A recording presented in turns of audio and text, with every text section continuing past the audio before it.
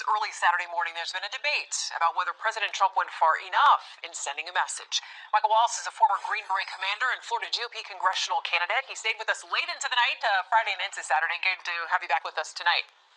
Thanks, Shannon. Okay, I want to play a little bit of what we're hearing from Senator Lindsey Graham, Republican out of South Carolina, about what he thinks about how this went down. Here's what he said. If you're Assad, you heard a president saying, I'm going to make you pay a big price, you're an animal. And what did Assad see?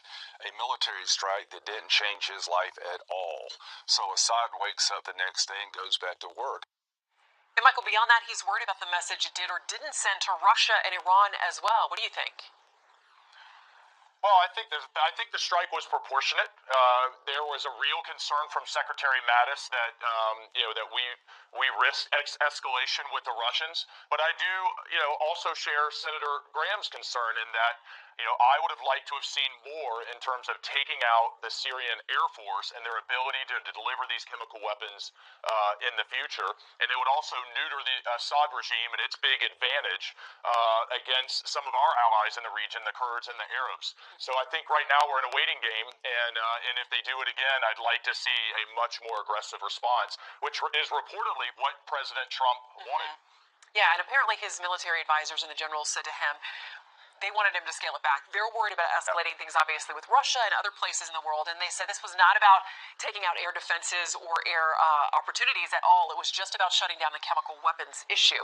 Now, this weekend, reportedly, the Syrian regime has been carrying out airstrikes again, hitting in civilian areas. And it raises this question where people say, why is the U.S. going to get involved when there are chemical weapons involved, when people are being killed by other means as well, whether it's airstrikes from their own government?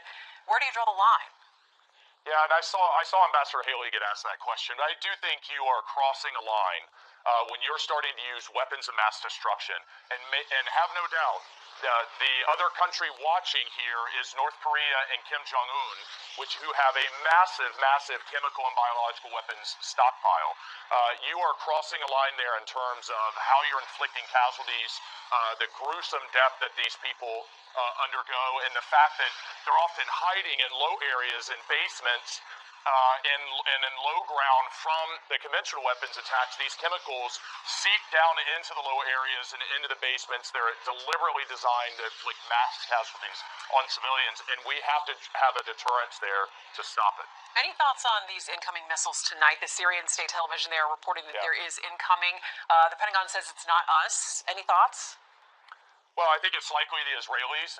They never acknowledge their attacks. And one of the key things that I think is being overlooked here is the massive Iranian buildup on the Israeli border, on the Golan Heights. Hezbollah has never been in a stronger position than it is now. And I think we have a real tinderbox there with the Israelis and the Iranians. The Iranians are in an incredibly strong position, and the Israelis aren't going to stand for it. Yeah, the New York Times reporting that they've got a senior official Israeli that is admitting some of this is the Israelis over the last week or so. And they say we just simply can't have this threat this close to our own homeland. Iran now saying it is going to retaliate for the strikes that have gone down. Israel says, why is Iran establishing its own air bases in Syria? That is the question. Much more discussion to come. Michael Watts, thank you. And Shannon, that's one of the reasons. No, that's one of the reasons that we have to stay engaged. We all want the soldiers to come home, but we cannot let the Russians, Iranians, and then ISIS reconstitute in the region. Yeah, it's not good for our interests or those of our allies either. Absolutely. Very difficult decisions to make. Michael Walsh, thank you for coming back. Good to see you again.